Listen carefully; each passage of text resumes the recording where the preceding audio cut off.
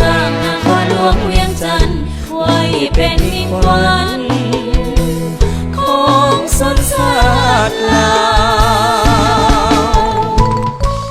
ในอนาคตนี้ขอเว้านำพวกท่านให้ทราบว่ายิ่งพวกเฮาพัฒนาเท่าใดยิ่งจะมีการไล่เลียงเศรษฐกิจขึ้นหลายเท่านั้นฉะนั้นการเกื้อกูลการฟุ่มเฟือยทรัพยากรของเฮาบ่แม่นแต่ที่ดินนี้ทางด้านทรัพย์สินอื่นๆโดยเฉพาะทางเงินคำต่อไปพวกเฮาจะบ่เฮ็ดอีกปัจจุบันนี้ตามเขตน้ำของนี้ก็เห็นว่าเนาะผู้ที่ว่ามีอำนาจไปสามารถจับจองสถานที่ดินตามระยะน้ำของนี้แต่ก่อนพ่อแม่ประชาชนสามารถทำมาหากินเนาะปลูกฝังได้ต้องมีวิธีมีแนวความคิดใหม่เอาขี้เหงื่อมาเฮ็ดเป็นพลังงานเอาขี้เหงื่อมาปฏิรูปเป็นอันใดรีนิวอัลเบิลบ่พลังงานทดแทนต้องคิดเป็นอันนั้นเด้สิให้ย้ายดินไปตลอดย้ายเป็นตลอดมันบ่มีแล้วเด้มีเมืองนั้นน่ะหมด66บ้านนอนอยู่ดิน3ประเภทป่าบ่สนบ่ได้ใบตาดินจักคนเลยเกี่ยวกับการออกใบตาดินก็ยังมีความยุ่งยากมีข้อขัดแย้งกันเนาะยังได้รักษาเขตสงวนของห้วยแต่ว่าเจ้าของที่ดินนี่ก็ยังบ่อยากพอใจปานใดเนาะปรับปรุงข้อตกลงของท่านเจ้าของ0250เอาเรื่องการคุ้มครองดินเกษตรกรรมและป่าไม้อยู่นครหลวงให้เข้มงวดคันเฮาบ่ปรับปรุงตัวนี้ตึมบ่แน่นตึมนี่นะจะเฮ็ดให้ดินเกษตรกรรมเฮาหมดสบายดีท่านผู้ชมยินดีต้อนรับทานเข้าสู่รายการเวียงจันทร์วันนี้ซึ่งมื้อนี้พิธีกรจะพาทานไปรับชมการดำเนินกองประชุมสมัยสามัญเทื่อที่4ของสภาประชาชนนครหลวงเวียงจันทร์ที่หาก็ผ่านมานี้ซึ่งบรรดาสมาชิกสภาประชาชนนครหลวงได้ประกอบความเห็นอันเป็นประโยชน์สำคัญต่อแผนจัดสรรที่ดินและการคุ้มครองทรัพยากรธรรมชาติและสิ่งแวดล้อมของนครหลวงเวียงจันทร์โดยมีหลายปัญหาที่ผู้แทนและประชาชนได้เสนอขึ้นมาเพื่อให้มีการปรับปรุงแก้ไขต่อไปเชิญท่านติดตามรับชมบรรยากาศของการดำเนินกองประชุมซึ่งท่านอนุภาพตุนาลมเลขาคณะพรรคประธานสภาประชาชนนครหลวงเวียงจันทร์ก็ได้เน้นหนักถึงความสำคัญของเวียกงานดังกล่าวประสิทธิผลในการจัดสรรที่ดินนี้มันเป็นการนำใช้ให้มันมีประสิทธิผลสูงสุดฉะนั้นเราต้องเบิ่งเป้าหมายแต่ละประเภทที่ดินให้กันนำใช้นั้นและก็บ่แม่นให้นำใช้ได้ประสิทธิผลสูงสุดซื่อๆการปกปักรักษาการพัฒนาสิได้หรือบ่ในอนาคตนี้ขอเว้านำพวกท่านให้ทราบว่ายิ่งพวกเฮาพัฒนาเท่าใดยิ่งจะมีการไล่เลียงเศรษฐกิจขึ้นหลายเท่านั้นฉะนั้นการเกื้อกูลการฟุ่มเฟือยทรัพยากรของเฮาบ่แม่นแต่ที่ดินนี้ทางด้านทรัพย์สินอื่นๆโดยเฉพาะทางเงินคำต่อไปพวกเฮาจะบ่เฮ็ดอีกเหตุผลและความจำเป็นในขั้นตอนในการจัดตั้งปฏิบัติเหตุผลนี้แม่นที่ว่าแผนจัดสรรฉบับนี้เป็นเครื่องมือทางด้านนิติกรรมอันสำคัญอำนวยความสะดวกให้แก่การตัดสินใจในการพัฒนาให้ไวขึ้นโดยเฉพาะการพิจารณาปัจจัยทางด้านเศรษฐกิจสังคมสิ่งแวดล้อมเพื่อกำหนดแผนนำใช้ทรัพยากรธรรมชาติสิ่งแวดล้อมแบบยิ่งยงและสอดคล้องกับแผนพัฒนาแผนแม่บทจัดสรรที่ดินแห่งชาติการคุ้มครองทรัพยากรธรรมชาติสิ่งแวดล้อมตามระเบียบกฎหมายนำใช้ทรัพยากรที่มีเพื่อสร้างผลประโยชน์สูงสุดให้แก่นครหลวงเวียงจันทร์แผนดังกล่าวเป็นแผนมหาภาคขั้นท้องถิ่นซึ่งได้กำหนดวิสัยทัศน์และยุทธศาสตร์ในการพัฒนาพื้นที่เป็นแต่ละบนพื้นที่ท่าแห้งทั้งบ่มซ่อนของบรรดาเมืองโดยผ่านการปรึกษาหรือและการสั่งร่วมเอานโยบายการพัฒนาของแขนงการเกี่ยวข้องการกำหนดขอบเขตพัฒนาสร้างเป็นแผนนำใช้ที่ดินคุ้มครองทรัพยากรและสิ่งแวดล้อมจ่าแจ้งเป็นต้นแม่นที่ดินแหล่งน้ำป่าไม้อากาศที่ติดพันในโครงเขตที่อยู่อาศัยเขตกสิกรรมเขตอุตสาหกรรมและเขตอื่นๆโดยกำหนดหลักการและมาตรการในการนำใช้ที่ดินและทรัพยากร พร้อมทั้งมีมาตรการในการลดผ่อนผลกระทบต่อสิ่งแวดล้อมและสังคมในแต่ละโครงเขตเวียงงานความจำเป็นเพื่อเฮ็ดให้สอดคล้องกับนโยบายและยุทธศาสตร์พัฒนารวมของนครหลวงเวียงจันทร์สภาพการคุ้มครองทรัพยากรธรรมชาติสิ่งแวดล้อมบรรดาทาแห้งการพัฒนาขอสะดวกและสิ่งท้าทายการพัฒนาเศรษฐกิจสังคมในนครหลวงเวียงจันทร์การคุ้มครองทรัพยากรธรรมชาติสิ่งแวดล้อมที่ติดพันกับการดำรงชีวิตของประชาชนบรรดาเผ่าการกำหนดเขตสงวนเพื่อพัฒนาและมีการปกปักรักษามรดกทางด้านวัฒนธรรมทรัพยากรสิ่งแวดล้อมที่มีคุณค่าล่อแหลมต่อการถูกทำลายและใกล้จะสูญพันธุ์แผนจัดสรรที่ดินคุ้มครองทรัพยากรธรรมชาติสิ่งแวดล้อมได้กำหนดขอบเขตกำหนดประเภทที่ดินเป้าหมายการนำใช้ที่ดินให้เหมาะสมกับเงื่อนไขและท่าแห้งแต่ละเมืองหลายแขวงกับคาเรื่องปัญหาที่ว่าจัดสรรที่ดินนี่บ่แล้วการจัดสรรที่ดินบ่แล้วนี่ก็ถือว่าดินแต่ละประเภทเองก็ถือว่ายังยากอยู่ตัวอย่างคือว่าประชาชนที่ทำมาหากินอยู่อาศัยอยู่ดิน3ประเภทป่าใช่ไหมแต่มันเป็นเมืองเป็นบ้านเป็นวัดเป็นวาเป็นทุกอย่างมันทั้งหมดแหละครับบ่สามารถออกใบตาดินได้ข้าพเจ้าขอยกตัวอย่างตัวคืออยู่เมืองไซพุทองแขวงขมลประชาชนมีเมืองนั้นน่ะหมด66บ้านนอนอยู่ดิน3ประเภทป่าประชาชนบ่ได้ใบตาดินจักคนเลยนอนอยู่ดิน3ประเภทป่าฉะนั้นนี่สภาแห่งชาติสมัยที่4สุดบางอย่างนี้ก็ได้มีการค้นคว้าสิเฮ็ดใดๆว่าสิออกใบตาดินให้ประชาชนเพื่อให้กระเจ้ามีทางออกในการทำมาหากินหรือว่าการนำใช้สิทธิประโยชน์ของตอนดินดังกล่าวซึ่งกระเจ้าก็ได้อยู่มาดนนะอันนี้คือกันนครหลวงเวียงจันทร์คือกันก็คิดว่ากัสิมีตามข้อมูลเบื้องต้นพวกเราแต่สมัยที่7ท่านอยู่เมืองในไส้ทองก็มีประชาชนนอนอยู่ในดิน3ประเภทป่าซึ่งประชาชนก็สามารถบ่สามารถสิได้รับใบสิทธิประโยชน์เรื่องออกใบตาดินขอบทองขอบคำหั่นเนาะอันนั้นน่ะมันหลักการที่สำคัญมันอย่างนั้นนั่นแหละการคุ้มครองที่ดินให้อยู่ในระบบมาเมื่อเบิ่งมาใส่บทรายงานนี้คือว่าเป็นห้างแผนจัดสรรที่ดินนี้ก็ถือว่ามาเบิ่งใส่ตัวเขาเจ้ากับพยายามอ่านแล้วก็ไปเบิ่งเทียบใส่แผนที่ดินจัดสรรที่ดินแห่งชาติก็ถือว่านครหลวงเวียงจันทร์คณะอนุกรรมการนี้ห้างได้ดีพอสมควรเนาะห้างได้ดีพอสมควร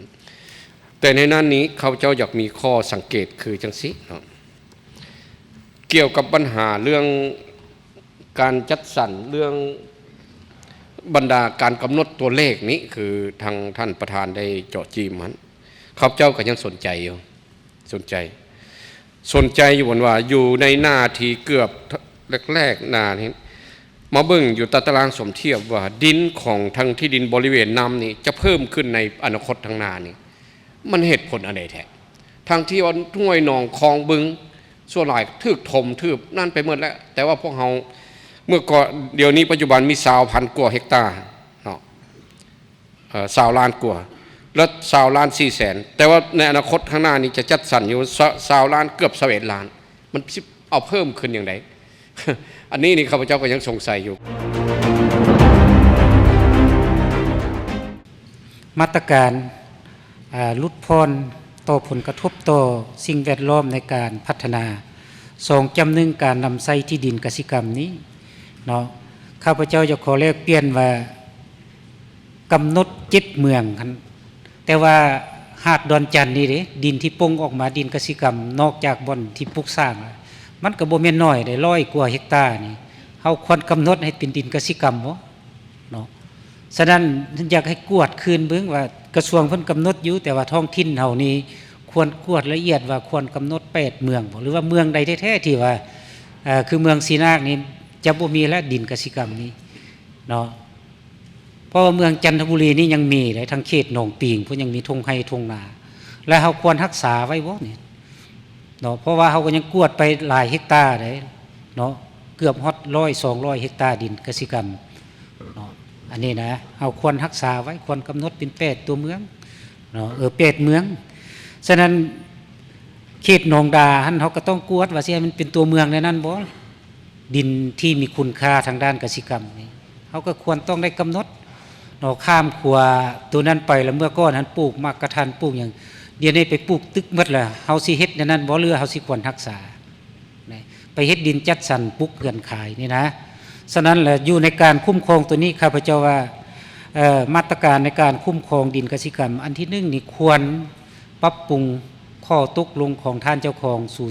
0250เว้าเรื่องการคุ้มครองดินกสิกรรมและป่าไม้อยู่นครหลวงให้เข้มงวดคันเฮาบ่ปรับปรุงตัวนี้ตึมบ่แน่นตึมนี่นะจะเฮ็ดให้ดินกสิกรรมเฮาหมดเนาะเพราะว่าคือหลายท่านได้ไปต่างประเทศอยู่ในเมืองหลวงของเพิ่นก็ยังแม่นปลูกข้าวมีกสิกรรมอันนี้เฮาสิปะบ่นี่เพราะว่ามาเบิ่งแล้วกสิกรรมเฮากวมเอา 90% ของการดำรงชีวิตนี่นะเนาะอันนี้ข้าพเจ้าจะขอเสนอว่ากวดคืนเบิ่งตึมเกี่ยวกับ2จุดนี้ต่อเวียกงานคุ้มครองดินกสิกรรมขอขอบใจท่านประธานคือท่านคำพองได้เว้าหั่นดินกสิกรรมนี่มันมีหลายปัจจัยที่จะเฮ็ดกสิกรรมใดหั่นทั้งปลูกฝังและเลี้ยงสัตว์เลี้ยงสัตว์ก็ต้องมีปลูกฝังคือกันนั่นแหละอันที่1ได้แม่นต้องแม่นดินที่มีฝุ่นงามเพื่อผลิตเป็นดินที่ปลูกฝังได้ที่2ต้องเป็นดินที่มีหม้อน้ำจึงมีประสิทธิผลมีห้วยน้ำมีแม่น้ำอันที่3นี่ต้องเป็นดินโดยเฉพาะมันกสิกรรมเลี้ยงสัตว์นี่แหละต้องไม่ห่างไกลจากที่อยู่อาศัยนี่นั่นเลยให้กำหนดชัดเจนออกกสิกรรมประเภทใดอีกกสิกรรมประเภทสะอาดนี่มันอยู่ในเมืองใกล้ที่อยู่อาศัยได้กสิกรรมที่มีความเสี่ยงในการกระทบสิ่งแวดล้อมนี่ก็ต้องอยู่ไกลจากบ่อนที่อยู่อาศัยคันได้กำหนดแล้วมันชัดเจนเพื่อบ่ให้ไล่เขาเจ้าออกเดี๋ยวนี้ไล่กสิกรรมออกไปเรื่อยๆบันไดไปปลุกเฮือนอยู่เป็นที่อยู่อาศัยเลยไปไล่ออกย้อนกินเหม็นนี่สิได้เว้าจัดสรรอันนี้แล้วจะให้ไผมาลงทุนก็ต้องตามพันเวลานั้นก็เอิ้นว่าราคาที่ดินกสิกรรมนดไปตามประเภทนี้ตามความต้องการในการสนองดินกสิกรรมแต่มันก็สิฮักมีตลาดแนวนึงดินปลูกสร้างสิมีตลาดแนวนึงในปัจจุบันดินปลูกสร้างก็สิแพงกว่าแต่ในอนาคตบางเทื่อดินกสิกรรมแพงกว่าเด้นิติกรรมตัวนี้นี่ถือว่าสำคัญหลายเนาะถ้าว่าได้รับรองไปแล้วก็ถือว่าได้นำใช้อยู่ในนครหลวงเวียงจันทน์นี้ถือว่าเป็นมากหัวใจแหละอันนี้นะข้าพเจ้าอยากแลกเปลี่ยนอันที่1นี่ว่าบทตัวนี้นี่มันต้องแมทกับแผ่นพังฉบับที่3เนาะต้องเชื่อมโยงกันเนาะแล้วอันที่2มานี้ข้าพเจ้าอยากให้ระบุชัดเจนได้น้อยนึงได้บ่เพราะว่ามันเป็นนิติกรรมที่ดีอยากให้กำหนดโซนนะกำหนดโซนตัวอย่างว่าเราอยู่หน้า32นี้เนาะว่าดินคะแนนโยธามันสงวนไว้เฮ็ดทางไว้เฮ็ดสนามบินไว้เฮ็ดอันนั้นถ้าว่าคณะปรับปรุงตัวนี้นี่เว้าใดนะโซนใดเนาะจะเป็นสนามบินในอนาคตโซนใดจะเป็นสนามกำจัดขี้เหงื่อในอนาคตนะการวางแผนผังเมืองนี่เขาเจ้าต้องกำหนด50ปีขึ้นไป500ปีพุ่นบ่แม่นว่า10ปีแล้วย้ายบ่แม่นเท่านั้นเด้ตัวอย่างว่าสนามขี้เหงื่ออยู่หลัก18ตะกี้เป็นป่าบ่ประชากรบ่ทันขยายตัวยับไปแล้วไปติว่าสนามขี้เหงื่อนี่แม่นต้องย้ายเด้อไปหลัก32บ่นั่นก็สิย้ายหลัก32ไปพุ่นตื้มมันสิไปทางใดอ่ะดิคันเฮากำหนดอย่างชัดเจนน่ะถือว่าแน่นอนอยู่บนหันสนามขี้เหงื่ออยู่บนหันเด้อถ้าว่ามันเต็มแล้วต้องมีวิธีใหม่บ่แม่นว่าย้ายดินมันบ่ได้อันเกิดแตกหนอออกเจ้าได้ต้องมีวิธีมีแนวความคิดใหม่เอาขี้เหงื่อนี่มาเฮ็ดเป็นพลังงานบ่เอาขี้เหงื่อมาปฏิรูปเป็นอันใดrenewable บ่พลังงานทดแทนบ่ต้องคิดไปนั้นเด้สิให้ย้ายดินไปตลอดย้ายไปตลอดมันบ่มีแล้วเด้อันนี้ได้ข้าพเจ้าว่าคันกำหนดชัดเจนจะเหมาะที่สุดคนจะบ่บุกลุกเนาะอันนี้มันน้องเด้อผู้สิไปบ้ายว่าน้องค่อยบ่ได้ตึมได้บ่เฮ็ดหยังก็ต้องว่าชัดเจนนั้นโซน1นั้นอันซ้ำอันนี้ละแม่นเว้าเรื่องอันดอน ดอนนี่สำคัญหลายปี1926ดีเนาะฝรั่งสยามได้ระบุไว้แล้วมัดดอนใหญ่มันของสปป.ลาวเลยจากนั้นมาปี1932นี่ข้าพเจ้าเคยอยู่กระทรวงโยธานี่ดอนดะปงใหม่ยับไปประเทศใดนี่นะตัวอย่างยับมาสปป.ลาวเป็นของเรายับไปไทยมอไทยฉะนั้นเขาเจ้าพยายามมางดอนเฮาตัวอย่างว่ามางดอนอันนี้ดอนสิงสู้นี่ห้างดอนสิงสู้นี่ปล่อยเอกชนได้มาดูดห้างดอนสิงสู้เจือนแล้วไปกออยู่ดอนเขาเจ้าไปกอไปฟังเขาเจ้าก็พยายามสงวนทำลายของเขาตัวนี้เขาสิฮักษาได้คันว่ามันแมทกับอันแผ่นพังข้อกันฉบับที่3แล้วมันติดพันกับโยธาต้องไปป้องกันไว้เป็นดินที่อุดมสมบูรณ์เนาะคือไร่ทานเว้ามาแล้วกสิกรรมก็อยู่หั่นสนองให้ตัวเมืองผลิตกสิกรรมสนองให้ตัวเมืองมันดินอุดมสมบูรณ์วันนี้เฮาละคันเฮาคุ้มครองบ่ชัดเจนนี่มันก็ไปยามันเจือนก็ยามันพังก็ยามันบ่แม่นเลยคันเฮาระบุชัดเจนนี่ปึ้มหัวนี้นี่แหละมันจะบัญชาคนที่บ่ฟื้นระเบียบแต่มันหัวนี้นี่ได้เว้าแม่นี่มาตานี่ได้เว้าแล้วดิสนามขี้เหยียอยู่นี่บ่ใหญ่แล้วเด้แต่นี่ไป5ปี2030เด้บ่นึงสิไปไล่ตื้มนี่ยับไปบิกินเม่นขี้แท้เฮาไปเฮ็ดก่อนเขาเจ้านี่อ่างบำบัดน้ำเปื้อนตัวอย่างว่าอยู่ดอนตาแค่นี่เอาแม่เมืองใส่เสื้อท่านี่กำหนดไว้ชัดเจนอยู่หั่นแล้วมื้อนึงคนขยายไปเป็นตัวเมืองใหม่ไปเมืองอัศริยะโอ้ยแม่นอ่างบำบัดน้ำเปื้อนได้ย้ายดูสิย้ายไปทางใดเด้เขากำหนดไว้หั่นอันนี้คันเฮาระบุชัดเจนจะเหมาะที่สุดขอขอบใจท่านประธาน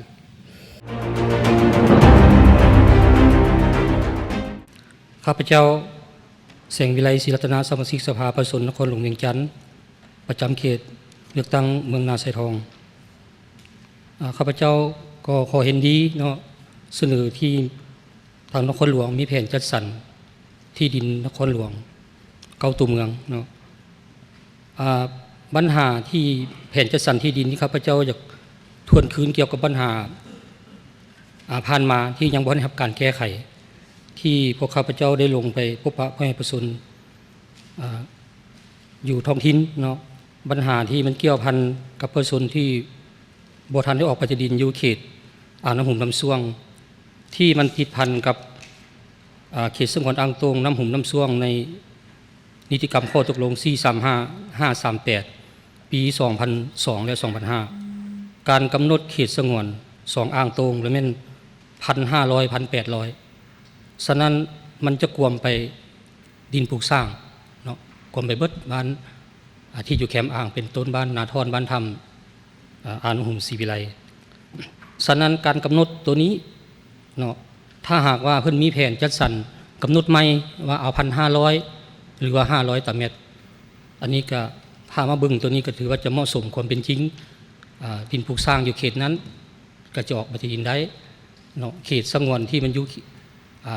ป่ายอดน้ำเนาะเป็นสงวนเป็นของรัฐของหลวงอันนี้ข้าพเจ้าอยากให้บึงความเป็นจริงว่าคือท่านเกตแก้วเพิ่นบอกเลยว่าตัวใดที่เหมาะสมความเป็นจริงอยู่ในดินปลูกสร้างสามารถให้กระเจ้าออกได้บ่เนาะกำหนดตามความแท้เหมาะความเป็นจริงปัญหาผู้ที่ลุกล้ำอยู่ในเขตสงวนที่รัฐสงวนเขตแดงเด้ในนั้นก็อยู่ในนั้นก็มีประวัติไปพัฒนากสิกรรมหรือว่าปลูกสร้างเป็นเตียนอยู่คูสันเขื่อนหรือว่าอยู่ในเขตใกล้อ่างอะไรเนาะปลูกเงินบินหลอกวิลล่าปลูกตู่ปลูกผามใส่กันยังบ่ได้รับการแก้ไขเฮ็ดให้มีปัญหาต่อผู้ที่อยู่ห่างไกลฮะเนาะผู้อยู่ใกล้ก็เขาเข้าไปบุกรุกเดี๋ยวนี้ยังบ่ทันได้ครับการติดตามกวดกาแก้ไขปัญหาดังกล่าวนี้อยู่ในข้อตกลงเพิ่นสงวนไว้แท้แต่ว่าผู้ที่ไปนำใส่บุกรุกอยู่หั่นอันนี้ยังบ่ได้รับการแก้ไขฉะนั้นข้าพเจ้าอยากให้เพิ่มอยู่ในภาคที่4นโยบายมาตรการคุ้มครองเนาะและอยากให้ใส่และติดตามกวดกาเนาะติดตามกวดกาเพื่อว่ามีข้อตกลงจะตั้งปฏิบัติแล้วแต่ว่ายังบ่ได้รับการแก้ไขติดตามกวดกาว่ามีภาคส่วนใดที่เข้าไปนำใส่อยู่หั่นสิเป็นบุคคลนิติบุคคลอันนี้ไปบุกรุกเนาะถือว่ามีกำหนดเนาะเขตสงวนมีกับเดี๋ยวนี้ปัจจุบันก็บ่สามารถออกปฏิทินได้แต่ว่ามีบุคคลเข้าไปนำใช้อยู่ในเขตสงวนดังกล่าวนี้อันนี้ข้าพเจ้าคือว่าควรมีมาตรการเนาะติดตามกวดกา แก้ไขปัญหาดังกล่าวนี้ปัญหาสุดท้ายเกี่ยวกับ ถ้าว่ามีแผนจัดสรรในนี้ยังเสนอปรับปรุงคือกับกฎหมายที่ดินเพิ่นก็ได้ปรับปรุงแล้วเนาะกฎหมายที่ดินเก่าเลขที่04จนมาเป็นกฎหมายเลขที่70แต่ว่าข้อนิติกรรมตัวนี้ยังบ่ทันได้ปรับปรุงเทื่อฉะนั้นถ้าว่ามีแผนจัดสรรนี้ข้าพเจ้าก็อยากให้เสนอปรับปรุงนิติกรรมนี้คืนไหมเพื่อร่วมกันจัดตั้งปฏิบัติแผนจัดสรรที่ดินนี้ให้ถูกต้องเหมาะสมปัญหาสุดท้ายเกี่ยวกับการกำหนดห้วยห้องนี้เนาะคนก็เว้าแต่ห้วยห้องใหญ่เนาะตัวอย่างว่าเขตสงวนสายน้ำกว้าง15-3 เมตรกำหนดเขตสงวนเบื้องละ15สายน้ำที่มีความกว้างสาวขึ้นไปกำหนดสงวนเบื้องละ30แต่ว่าขนาดน้อยยังบ่ทันมีเนาะสมมุติห้วยห้อง4 เมตรบอกห้วย10 เมตรหรือว่า5 เมตรนี่เนาะยังบ่ทันมีอันนี้ข้าพเจ้าคาดว่าถ้าว่ามีได้ก็แม่นยิ่งให้คณะกรรมการเพิ่นผู้รับผิดชอบนี้ปรับปรุงขึ้นตื้มเนาะให้มันมีว่าขนาดน้อยๆส่ำใดเนาะเพราะว่ามันมีห้องน้ำเปื้อนน้ำเสียอยู่ในท้องถิ่นคันบานอย่างน้อยก็จะว่าเม็ด1-2 เม็ดก็ยังมีเนาะให้เพื่อเป็นน้ำเสียแล้วห้วยห้องสายน้ำน้อยนี่ก็คือห้องบ้านนี่ก็มีอยู่4 เม็ดเนาะ4-5 เม็ดนี่ก็มีสนามสิกำหนดแนวใดเนาะกำหนดน้ำกว้างจำนวนละสิกำหนดว่าห้วยห้องหั่นเพื่อให้ไม่มีเข้าไปบูรณะเนาะในหลวงคลองน้ำหั่นนี่ข้าพเจ้าอยากเสนอนั้นข้าพเจ้านางสสุดาอินเมืองไซสมาชิกสภาประชาชนนครหลวงเวียงจันทร์ประจำเขตเลือกตั้งมหาไซฟองโดยรวมข้าพเจ้าก็ขอเห็นดีเป็นเอกภาพแล้วก็ขอเคารพต่อความคิดความเห็นของบรรดาท่านที่ได้มีความคิดความเห็นต่อแผนจัดสรรที่ดินคุ้มครองทรัพยากรธรรมชาติสิ่งแวดล้อมแบบรอบด้านของนครหลวงเวียงจันทร์เนาะถือว่ามีความหมายความสำคัญอย่างยิ่งต่อการพัฒนาเศรษฐกิจสังคมเนาะในปัจจุบันนี้ข้าพเจ้าสิขออนุญาตแลกเปลี่ยนคำคิดคำเห็นอยู่3ข้อจากคำคิดคำเห็นที่พ่อแม่ประชาชนเพิ่นได้ฝากมาเนาะเพิ่นบอกว่าถ้าว่าห้างนิติกรรมแผนจัดสรรที่ดินนี้ได้ถึงคำห้องไปแล้ว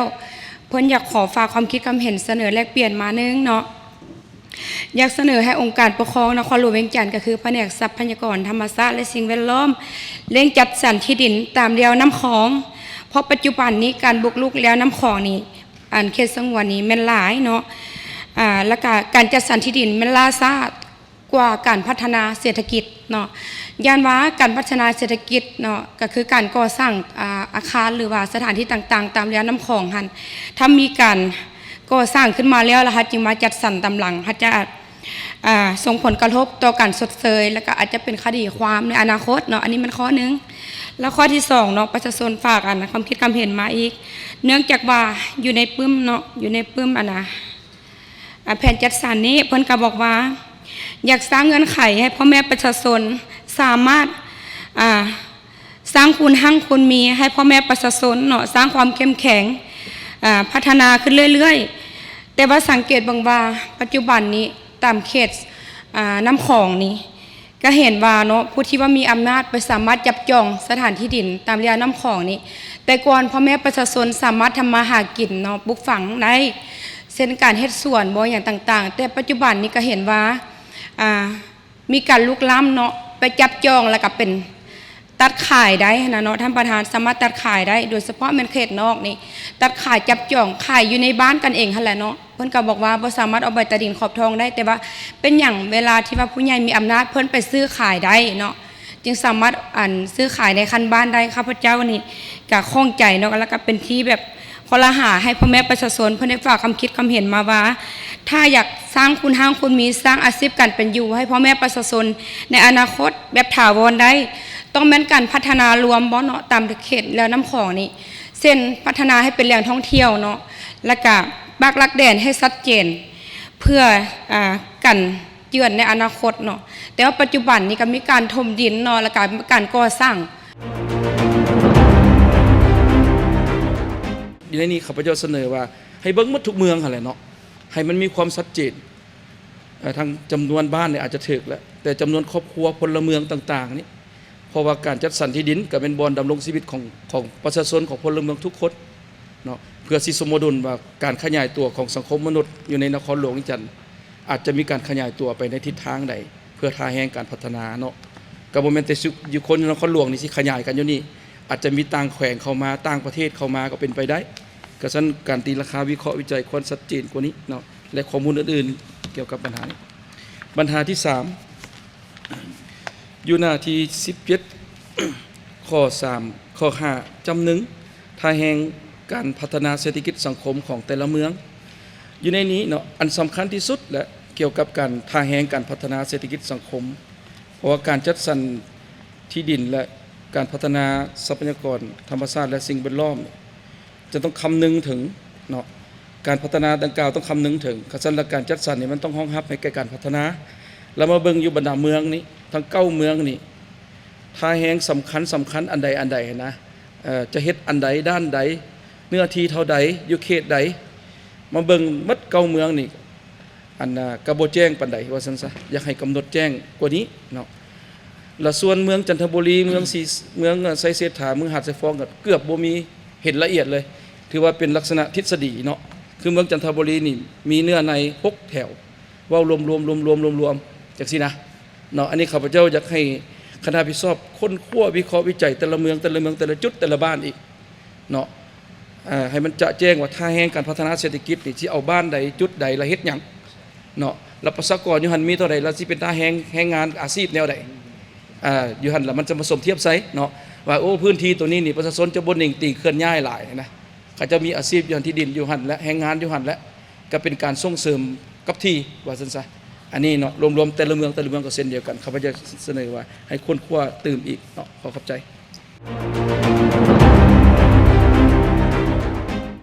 ข้าพเจ้าคำพาวภูขาวสมาชิกสภาประชาชนนครหลวง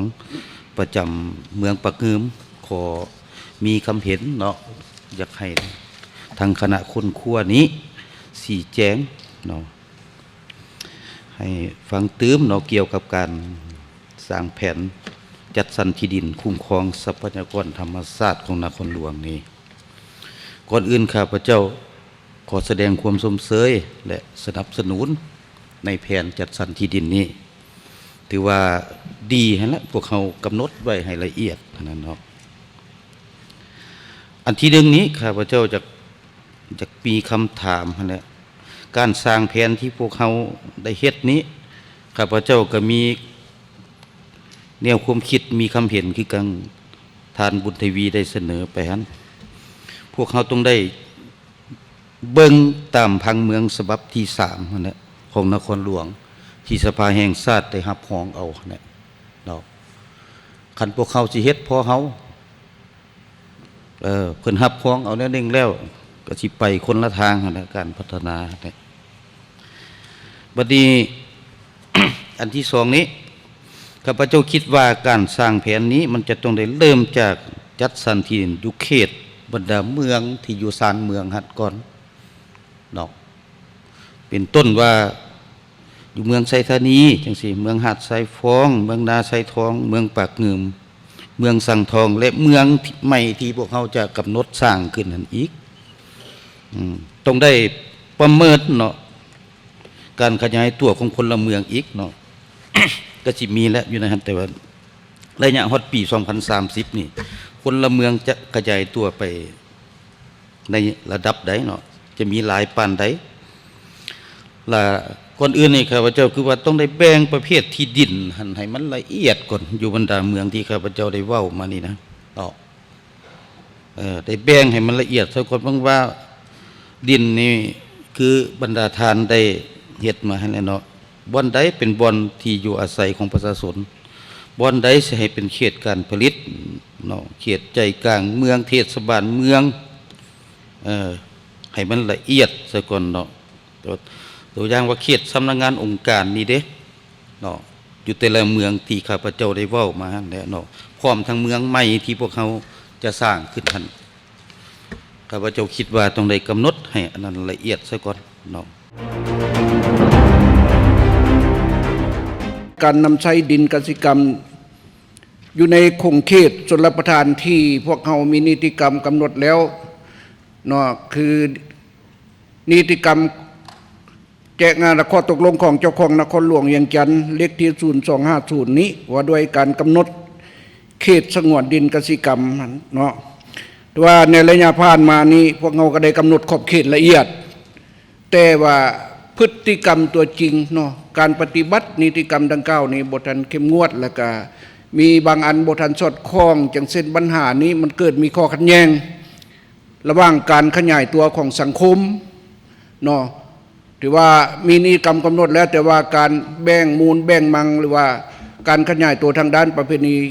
ของพ่อแม่ประชาชนนั้นก็ไปปลูกเกือนปลูกสานอยู่ในเขตสงวนดังกล่าวนั้นเนาะเฮ็ดให้เนื้อที่การผลิตของเขาลดลงจังเส้นแล้วอยากให้เสนอมีการแบ่งปันเขตดินผลิตกสิกรรมนี้ให้ชัดเจนแล้วก็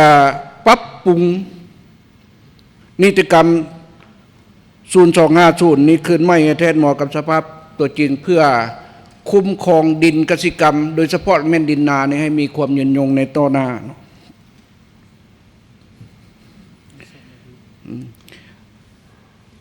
อันที่3นี้เว้าเรื่องการกำหนดเขตสงวนแหล่งน้ำต่างๆเนาะข้าพเจ้าบนพื้นฐานก็เห็นดีต่อการกำหนดเขตสงวนแหล่งน้ำที่มีความกว้าง15 ขึ้นมา50 เมตรขึ้นมานี้ถือว่าได้กำหนดออกเบื้อง2ฝั่งข้างนี่15 เมตรแต่ว่าส่วนห้วยห้องของบึงที่น้อยกว่า15 เมตรลงมานี้ข้าพเจ้าทัศนะของข้าพเจ้านี่เสนอให้มีกำหนด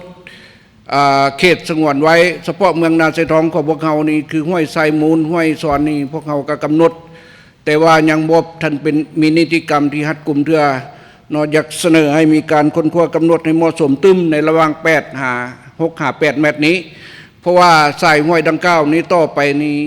จะกลายเป็นห้องระบายน้ำตัวเมืองเนาะพัฒนาเป็นเส้นทาง2 ฝั่งข้างห้วยนั้นให้มันใส่เป็นเส้นทางเที่ยวได้เนาะอันนี้จะเสนอให้กวดกาขึ้นตึมติดพันกับนั้นเนาะเกี่ยวกับการออกใบตาดินก็ยังมีความยุ่งยากมีข้อขัดแย้งกันเนาะยังได้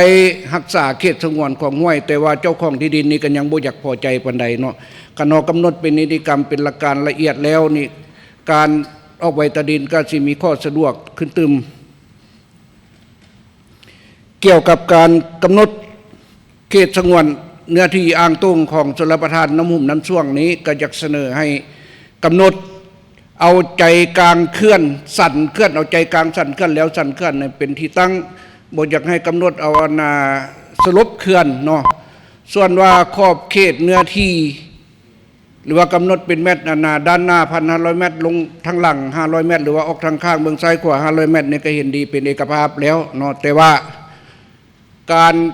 กำหนดขอบเขตดังกล่าวเขตสงวนดังกล่าวนี้ก็เสนอให้มีการปักหลักหมายเพราะว่าในระยะผ่านมาเขตอ่างตุ้งของชลประทานอ่างน้ำหุ่มน้ำช่วงนี้ก็ถือว่ามีข้อขัดแย้งกันหลายเนาะมีประชาชนบุกรุกแล้วก็การออกใบตาดินจำนวน2 บ้านที่อยู่ในเขตสงวนดังกล่าวนั้นบ่สามารถออกใบตาดินได้เส้นบรรณาธรบรรธรรมเนาะที่ว่าทางภาครัฐของพวกเราได้ยกย้ายเขาเจ้าขึ้นไปอยู่ถึงออกจากเนื้อที่อ่างเก็บน้ำหันแต่ว่ามาฮอดปัจจุบันนี้ก็ถือว่าบ่ได้ออกใบตาดินนะครับเจ้าบ่ได้เนาะจังซี่จะค่อยเสนอให้มีการปักหลักหมายละเอียดในเขตคุ้มครองน้ำใสดังกล่าวเนาะบัดนี้ระวังเขาเอิ้นว่าตัวเขตเทศบาลกับเขตอ้อมนอกเมืองเนาะคือภาษาต่างประเทศจะเอิ้นบังเลียร์นะหมายความว่าเขาจะต้องกำหนดแตกต่างบ่ในเรื่องของเปอร์เซ็นต์อันนี้อยากให้ลงลึกในดีเทลแบบนั้นเพราะว่าขั้นสั้นนี้เขาจะจัดสรรยากหลายอันนี้แมนข้าพเจ้าอยากขอฝากเป็นเวียกบ้านตื่มเนาะว่าถ้าเป็นไปได้แมนอยากให้จัดกองประชุมวิทยาศาสตร์ตื่มเอาบรรดานักค้นคว้าหรือว่าวิชาเฉพาะด้านนี้เข้ามาสมทบตื่มก็จะเป็นการดีโดยเฉพาะแมนมหาวิทยาลัยแห่งชาติพวกเพิ่นก็มีนักวิชาการด้านนี้หลายแขนงการเนาะเจ้าขอขอบใจท่านประธานท่านผู้ชมผ่านไปนั่นแม่นการประกอบคำเห็นของสมาชิกสภาประชาชนนครหลวงเวียงจันทน์ต่อหางแผนจัดสรรที่ดินคุ้มครองทรัพยากรธรรมชาติและสิ่งแวดล้อมของนครหลวงซึ่งเห็นว่ามีบรรยากาศที่ฟุดฟื้นดีพอสมควร อันได้เฮ็ดให้ห้างแผนดังกล่าวมีความครบถ้วนสมบูรณ์หลายขึ้น และก็ได้ถูกรับรองเอาอย่างเป็นทางการแล้วในกองประชุมครั้งนี้ซึ่งจะเป็นบ่อนอิงที่สำคัญให้แก่การจัดตั้งปฏิบัติเวียกงานจัดสรรที่ดินและคุ้มครองทรัพยากรธรรมชาติและสิ่งแวดล้อมในนครหลวงให้ดีขึ้นกว่าเก่าสำหรับวันนี้รายการได้หมดเวลาลงแล้ว